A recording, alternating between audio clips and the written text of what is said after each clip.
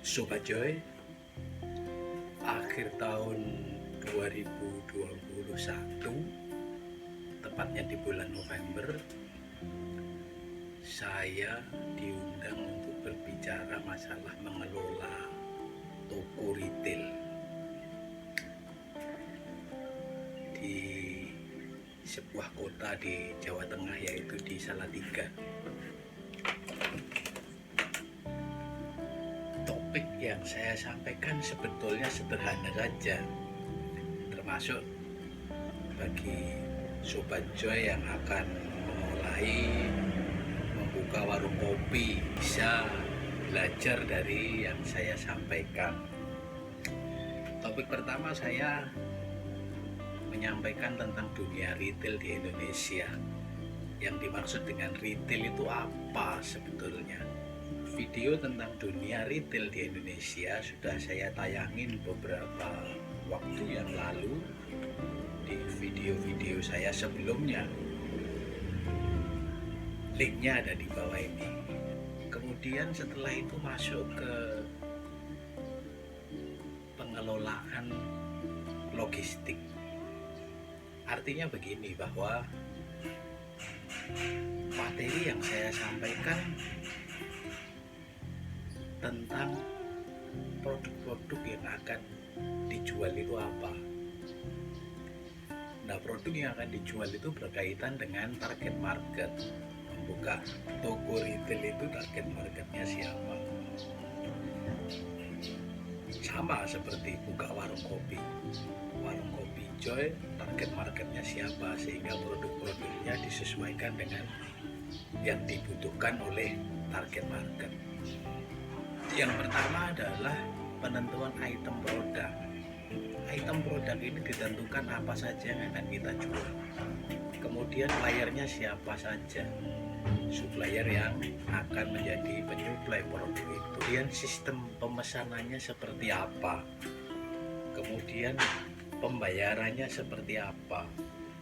Bagaimana cara deliverynya, baik sampai di gudang maupun di gudang toko. Kemudian bagaimana cara penyimpanannya.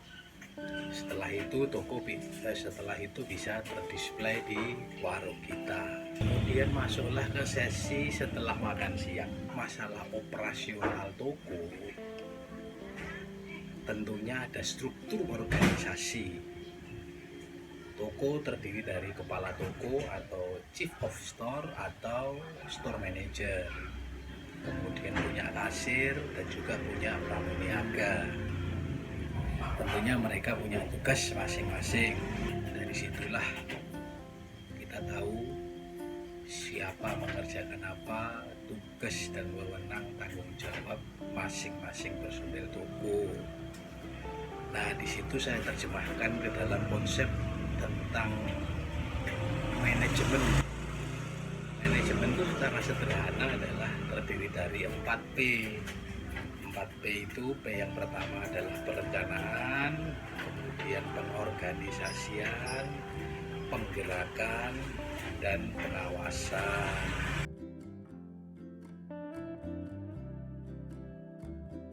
Bagaimana menentukan rencana tindakan sesuai dengan target atau sesuai dengan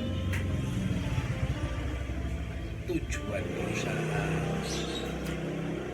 Pengorganisasian itu siapa mengerjakan apa, hubungannya dengan tugas, wewenang, dan tanggung jawab. Penggerakan itu hubungannya dengan memotivasi dan mengembangkan bawahan. Lalu evaluasi. Itulah langkah-langkah manajemen. Dari situ saya buat suatu permainan dalam kelompok, ada game, yaitu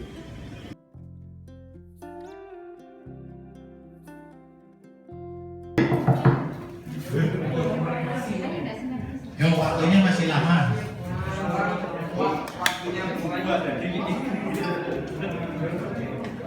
Tidak boleh komunikasi. Yuk, diam. dalam proses itu banyak peserta yang ini evaluasi saya, banyak peserta yang melanggar peraturan. Jadi harusnya pas proses pengerjaan saya kasih waktu 10 menit itu mereka tidak boleh berkomunikasi karena sudah ada planning perencanaan di awal, semuanya sudah disiapkan, baru pas pelaksanaannya banyak sekali yang melanggar. Lalu hasilnya seperti apa? Hasilnya pun juga banyak yang tidak sesuai harapan.